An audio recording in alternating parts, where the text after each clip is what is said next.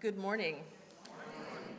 Welcome to Bay Area Unitarian Universalist Church. I'm Reverend Katie McQuage-Loukas, and my pronouns are she and hers. I am so delighted to welcome you all here this morning for our winter pageant. And I'd also like to take a moment to especially welcome our guest musician, Ishan.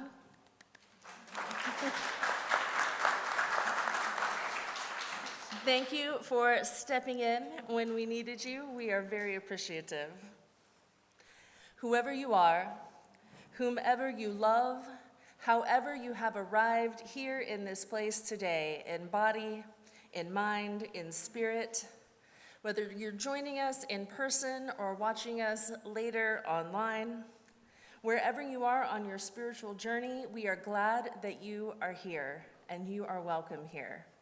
If it's your first time, if it's your 500th time, we are glad that you are here, and we are glad to be here together. It's warm outside and it's sunny, but even here in Texas, we do notice the length of the nights. Sunset is coming early now. We are approaching the moment in the year when the night is longest, just around the corner. The cold will continue to come and go, but soon the days will lengthen again. We hold both the sacredness of the night and the longing for light. We hold this time of rest and renewal, but we also desire the time of doing and activity. The darkness and the light both have gifts to offer us. As we approach this longest night, let us give thanks for the stars, which can only be seen in the absence of the sun. Let us give thanks for the ecosystems and creatures that depend on the darkness for their survival. Let us give thanks for our own renewal every night in sleep and for the season of renewal that comes every year. Come and let us worship together.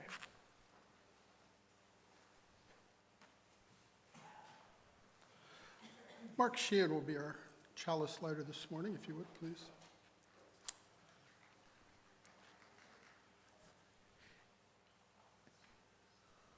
In honor of ancient traditions that celebrate this time of the longest night, we observe that the flaming chalice holds the elements of the four directions: earth, air, fire, and water.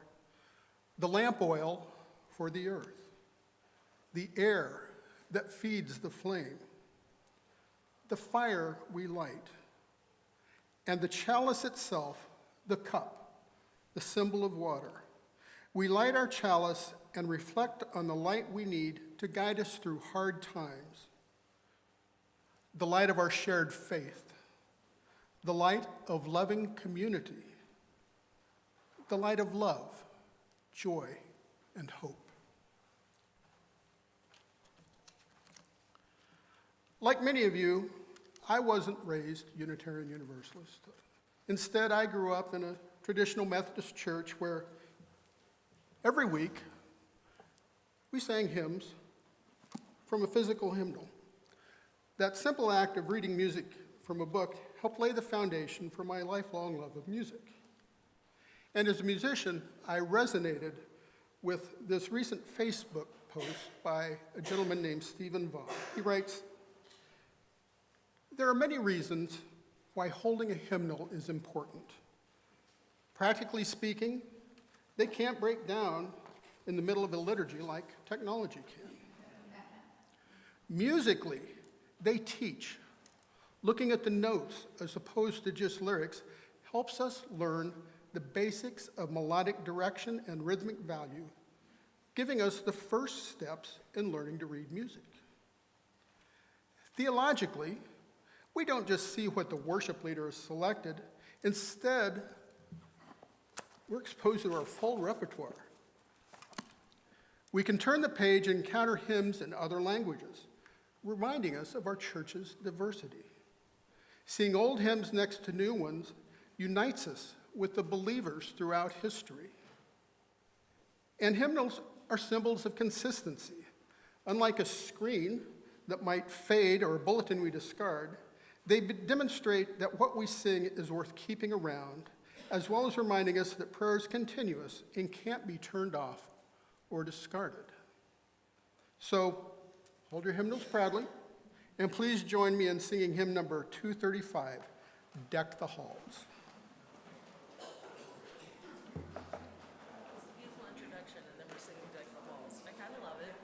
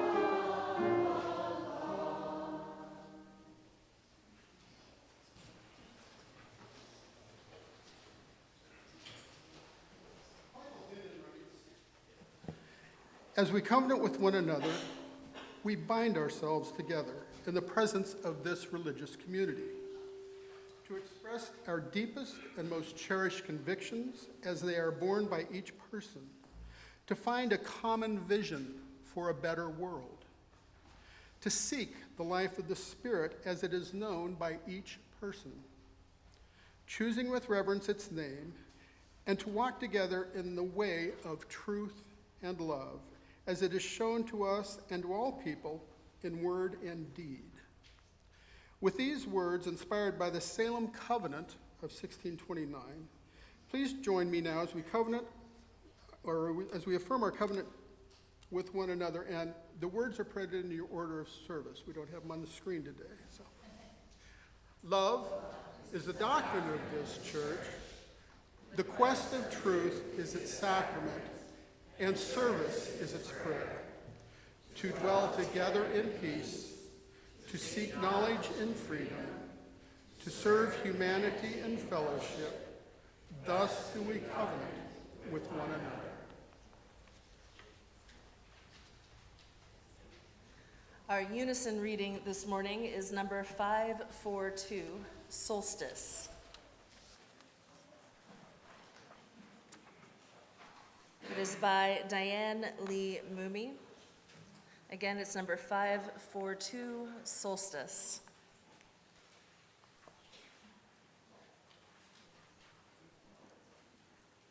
Please join with me.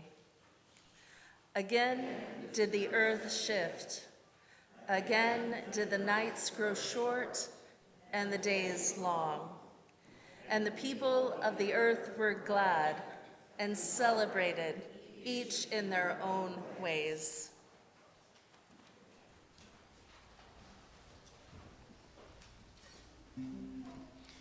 Good morning. I'm Brad, this is Joss, and this song is an old Czech traditional Christmas lullaby about the sweetness of rocking a baby to sleep, which is the best kind of Christmas song in my humble opinion. It's also, you may note, the first instance of a popular song incorporating the words, "We will rock you." A little bit different tone to it, though.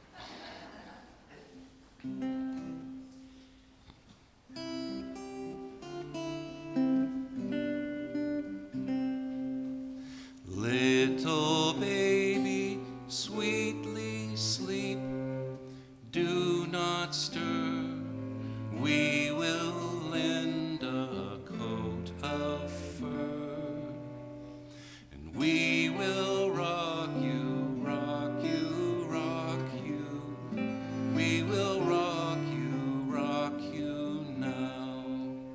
See the fur to keep you warm, snuggle round your tiny form.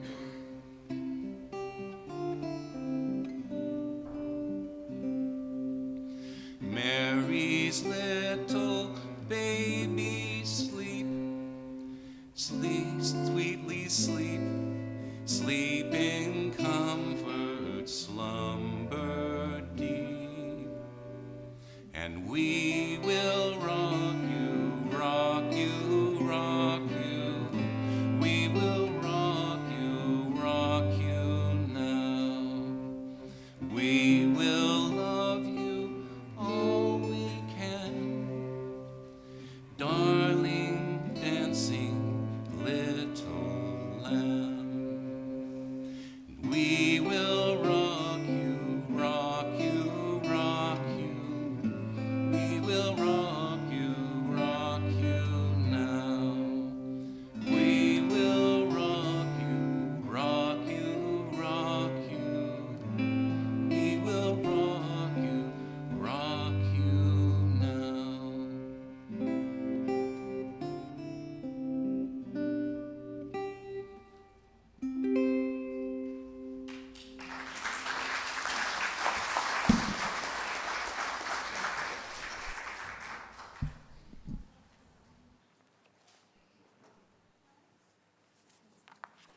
That was beautiful, thank you, and not one that I've heard before.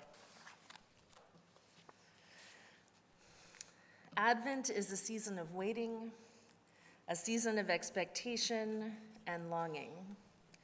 We've already lit our candles of hope and peace, and on this third Sunday, we light the pink candle, the candle of joy. How is it that we can celebrate joy when there is so much suffering in the world? It is an act of faith to address the unknown or the not yet known. Advent is a season of watchfulness. We listen. We keep vigil for the promise of things to come. We speak and we sing about the promises of that not yet manifest. We hear it in the words of our familiar hymns, O come, Emmanuel, and people look east, the time is near. These are the songs of the hopeful, songs of faith, and these hymns encourage us to enter into the practice of opening to possibility. Joy, if it is not yet present within us, will come in its own time. So this light of joy does not require that you rejoice now, today. Instead, it's a reminder to wait for it, to wait for joy with faithfulness that overshadows cynicism. May the lighting of our candles this morning bring us patience, grant us faith, and draw us closer to joy. Whatever you have brought in the door this morning, whatever joys or worries or hopes or dreams or fears, whatever you have brought with you, it is part of you and it is part of us and it is sacred. I invite you to come forward as you feel moved and light a candle for whatever is on your heart today. If you would like a candle brought to you, please raise your hand.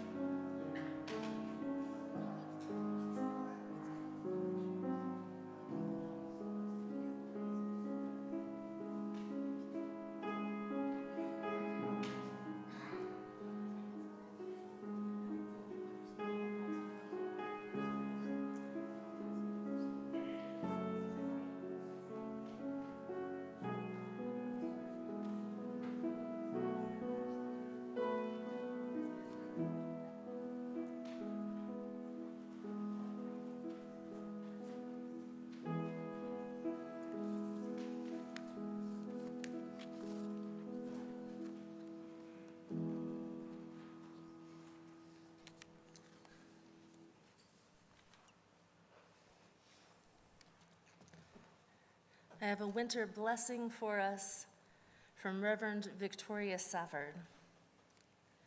Now is the moment of magic, when the whole round earth turns again toward the sun.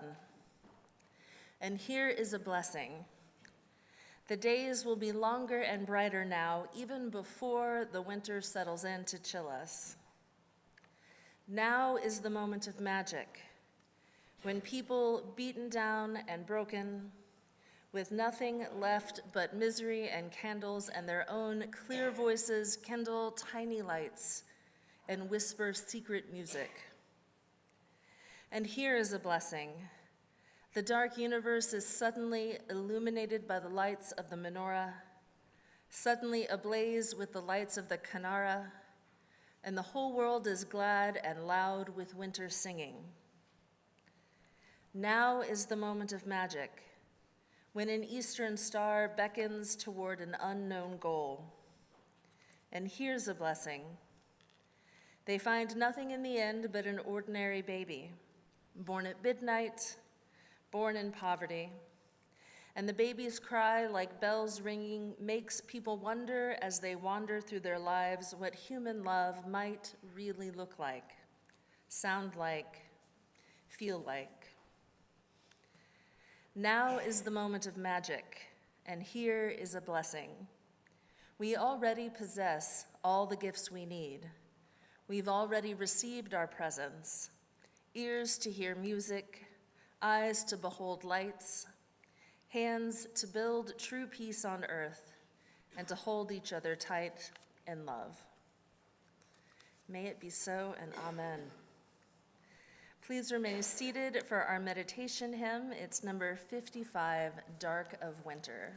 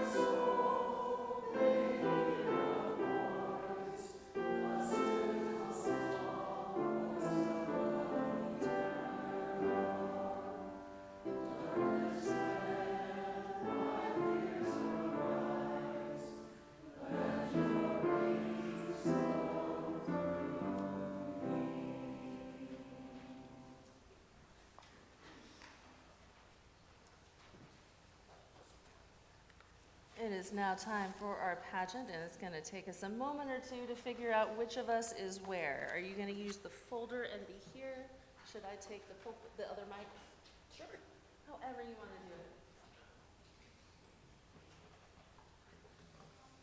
to do it. My name is Gloria Miller, and I am the Director of Religious Education here at Bay Area Unitarian Universalist Church. I need a little bit more height, y'all. Okay. Our winter solstice pageant is based on the book The Snow Tree, written by Carolyn Repchuk and illustrated by Josephine Martin. It's been adapted from a script by Jenny Papp, who is the Director of Religious Education at Southwest UUC, North Royalton, Ohio. Everyone in the sanctuary is invited to join in. And everyone is invited to sit back and enjoy the tale. At different points in the story, we'll ask our animal volunteers to come up. Where are our animals? Please hold up your signs for just a moment. All right, thank you. When your animal is called up in the story, you won't need to speak or read.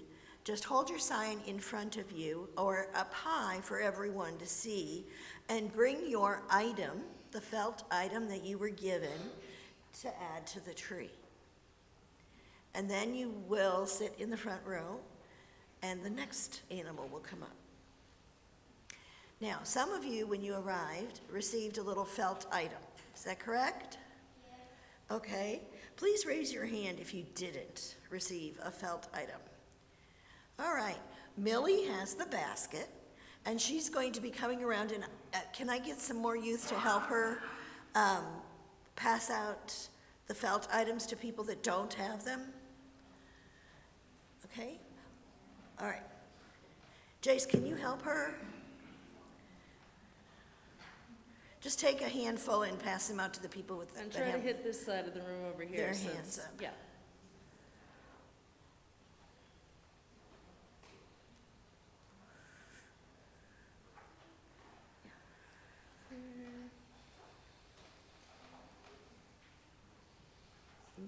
Okay. There's one in the far back, Millie, or three. And I'll go ahead and say now, there are no mistakes in this pageant. Whatever happens is right, and we will help you get wherever you need to be. So don't panic if you're asked to do things. It'll be fine.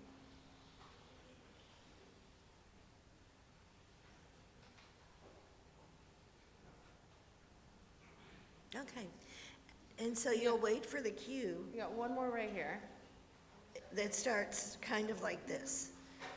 If you choose a blue feather when you arrived at church, and then you'll listen to the rest of it, and we'll ask you to come up. Okay. So let's set the stage for our story together.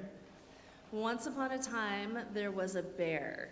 So if my bear could now come forward. Who's my bear? You my And you'll bear? stand right by the Oh, Christmas tree.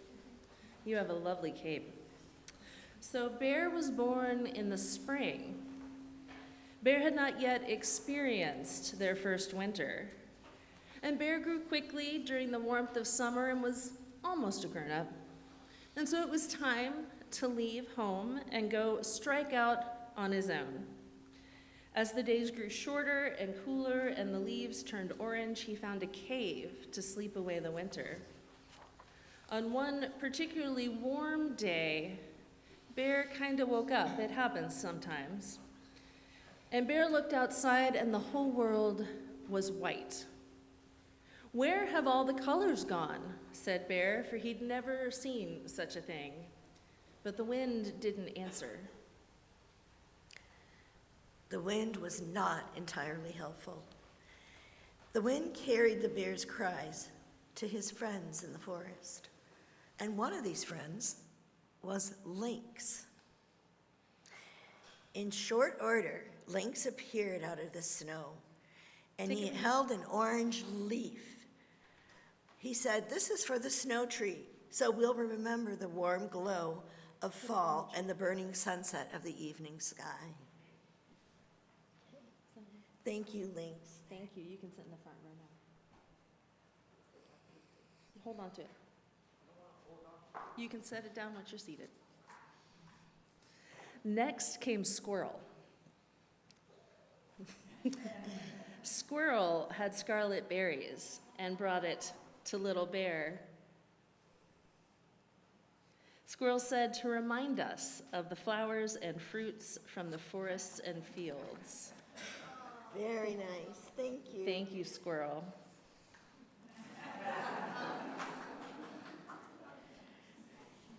Then Blue Jay flew down with a blue feather held firmly in his beak. "It's all I have to give," he said, "but these feathers are as blue as the summer sky and the rolling waters of the river." Will you give it to him and have him hang it? Do you want to hang that one? Yeah. Thank you, Blue Jay. And then mink appeared from deep inside the frozen forest.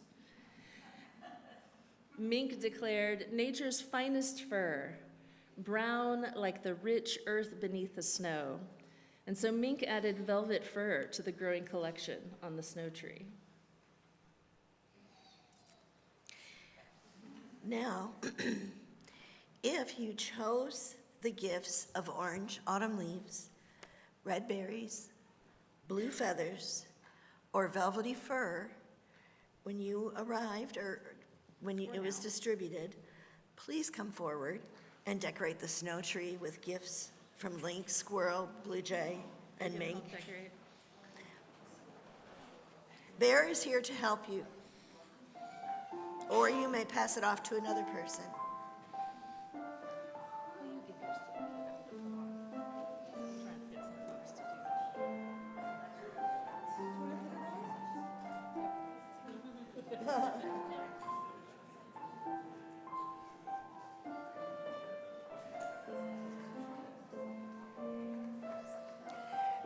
We're only asking for the lynx, squirrel, blue jay, and mink. So the fur, the leaves, the berries, and the feathers.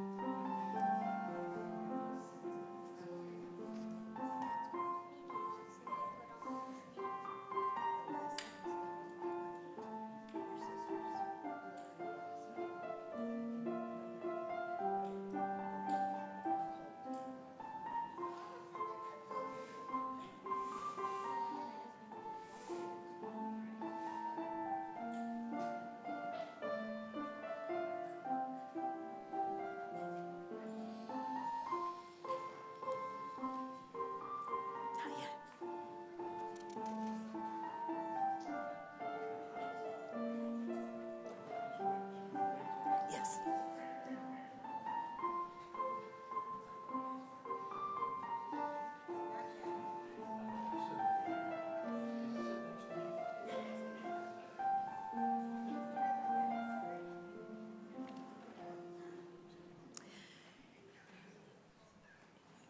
We return to our story in the woods.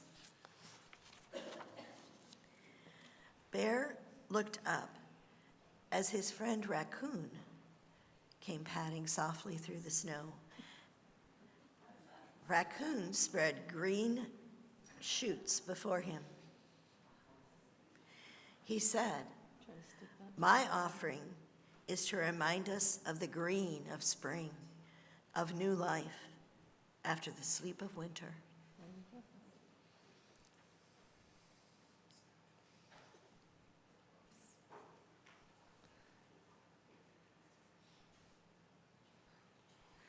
And then reindeer came, moving slowly through the snow. Where's my reindeer? There's my reindeer. And reindeer had purple rocks piled high on his back. And reindeer said, "Here is color that will endure forever, as purple as the mountains and the rolling thunder." Thank you. Thank you. And then Bunting alighted on the nearby branch. She was laden down with yellow cones. Bunting said, "I carried all I could so we won't forget the yellow corn that grows all summer long in the fields beyond the forest." And then the Arctic fox came. And the fox brought snowflakes that sparkled silver in the frosty light. An Arctic fox said, "It is time to finish decorating the snow tree, and you, little bear, will guard the tree all winter long. Your black fur will remind us of night's velvet darkness."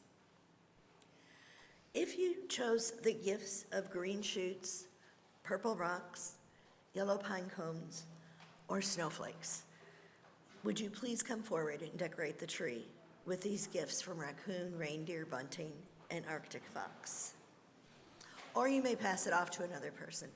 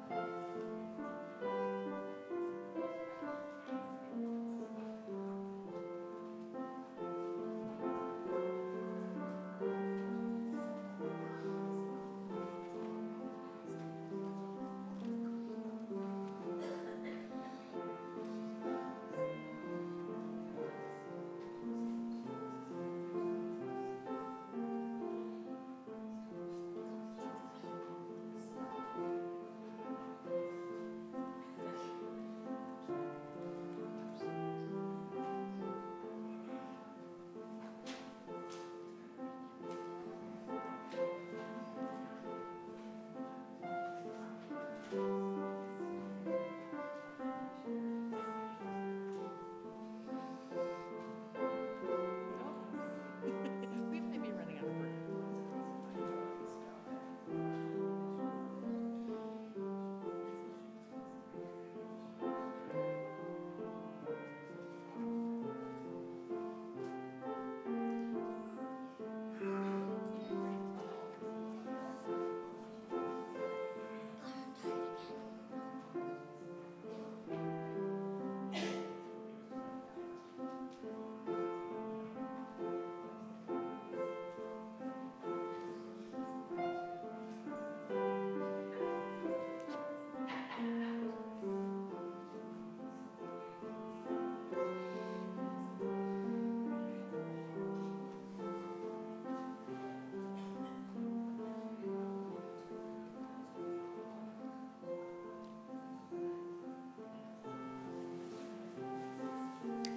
Bear and all the other animals smiled as they stood gazing at the glorious tree.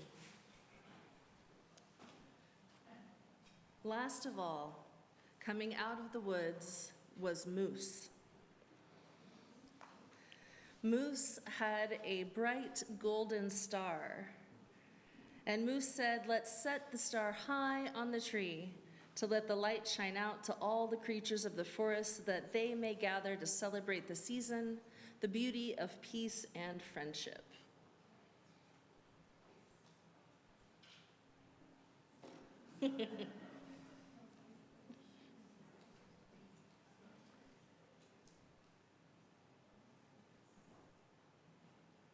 There we go.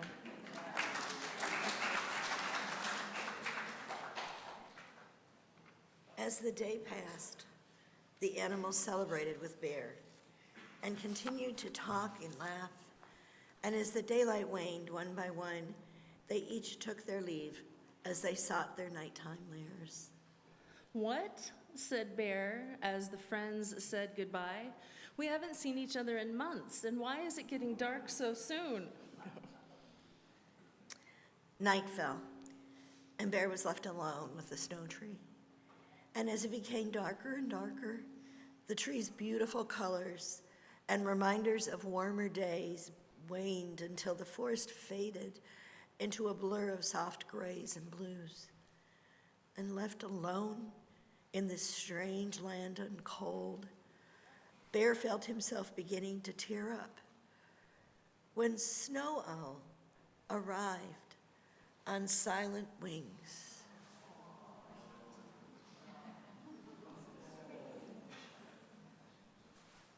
"I'm here," exclaimed Owl, "and I have brought a black gem with silver flecks to represent the night sky filled with stars." Owl noticed Bear's tears. "Have you been crying?" said Owl. Bear answered, "Yes. I miss the warmth and the sun and the light. I don't like how everything is cold and dark. I feel afraid. I can't even find my den to go back to sleep." And Owl looked silently at Bear for a moment. "As a creature of the night, I love the dark. And tonight is a special night. It's the winter solstice, the longest night of the year." Seeing that this did not cheer up Bear, Owl continued, "Yes, the world is very different now and must seem strange to you, a child of spring, but it is beautiful in its own way. The glistening snow, the quiet, and the stars. The stars, have you seen them?" asked Owl. Bear looked up for the first time and saw that the winter sky was ablaze with silvery points of light. Bear had never seen through the haze of summer, and his eyes moved to the forest in its quiet beauty and tranquility, and finally he saw the snow tree, the snow and stars faintly illuminating its branches. "Oh, it's so lovely," exclaimed Bear. "I never knew the dark could be so beautiful." "Yes," replied Owl. "Without the dark and the cold, the spring sun would not seem so bright, nor the summer days as sweet." Bear gazed upon the frozen landscape, and again he took in its beauty. He no longer felt afraid. Suddenly, he spied the entrance to his den. A wave of sleepiness overcame him. "I must sleep now. Good night, Owl, and thank you." "Farewell," said Owl, and flew away into the night. You can...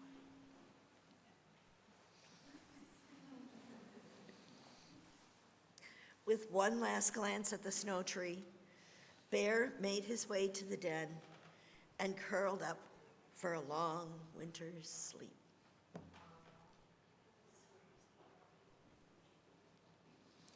And as he dozed, his thoughts drifted to all the colorful reminders his friends had brought to cheer him up earlier that day. His heart was full. And although he longed for the warmth in the sunny days of spring, the beautiful snow tree, cloaked in silence and silvery starlight, lingered in his dreams all winter long. So friends, let us gaze at our snow tree and take these moments to remember the truths that the solstice brings to us, that darkness is a part of life and holds its own beauty, and that light and color always return.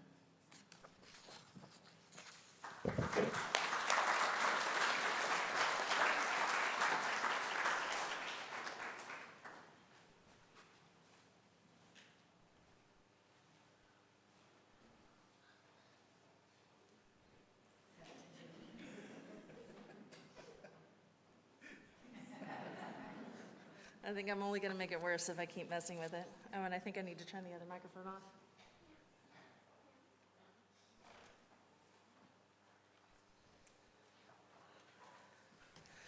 Well, thank you, friends, and thank you to my tremendous actor participants. We appreciate each and every one of you.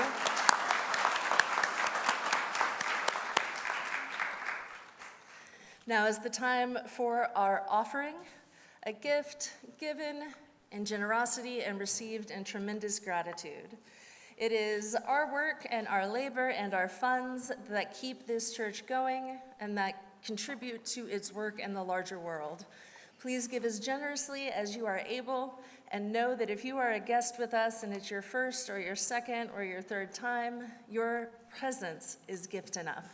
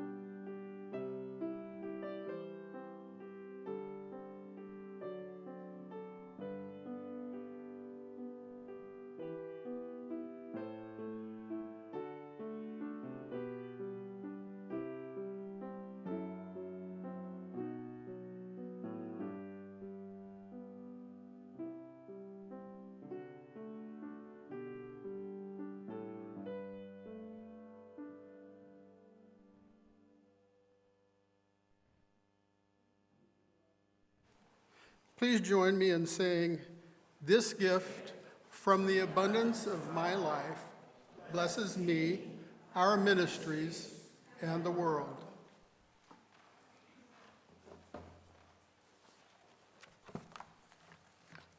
And now for some announcements. I've got them here somewhere. Hold on.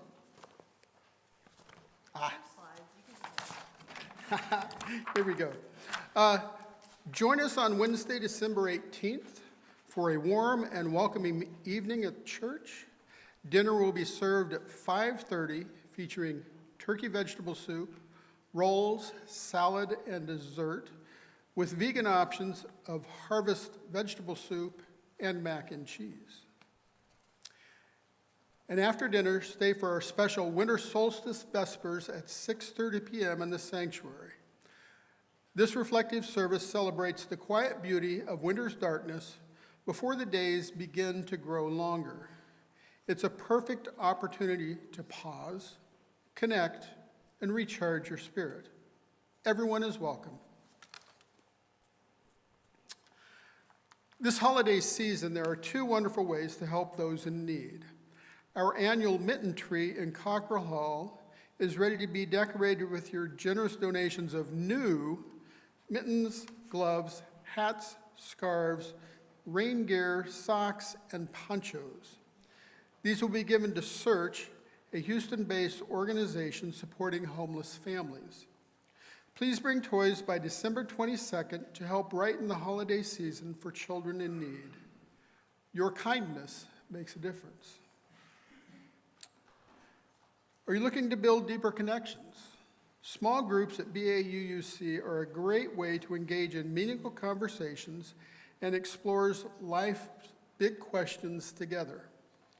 If you're interested in joining a group for spring sessions, let us know by scanning the QR code up here. I'm sorry, that one's a little bit obscure, but there's one over there and one back there. Scan the QR code on the screen and fill out the form. Once we've gauged interest, we'll provide sign-up details and group information. Beginning January 12th, we invite you to join a book discussion group on the second and fourth Sundays of each month at 9:30 a.m. We'll be exploring Stephen Prothero's God is Not One, an insightful look at 8 major world religions and their unique approaches to life's eternal questions. The book is available at local Barnes & Noble stores and on Amazon, and I looked online, and you can also find them used out there, so please read the introduction before our first meeting in rooms 103 and 104. And today, after the service, we invite you to stay for our all-church potluck brunch. If you're visiting and didn't bring a dish, don't worry. There is going to be plenty to share. Santa will also be stopping by. Just so you know, don't tell anybody, but Santa will be there, so make sure to stick around for some holiday fun. And finally, stay connected with everything happening at BAUUC by signing up for our weekly newsletter. It's sent out every Tuesday and is full of updates, news, and events. Use the QR code on the screen or visit BAUUC.org to join our email list and stay in the loop. And now if you'll join me in singing our closing hymn, number 118, This Little Light of Mine.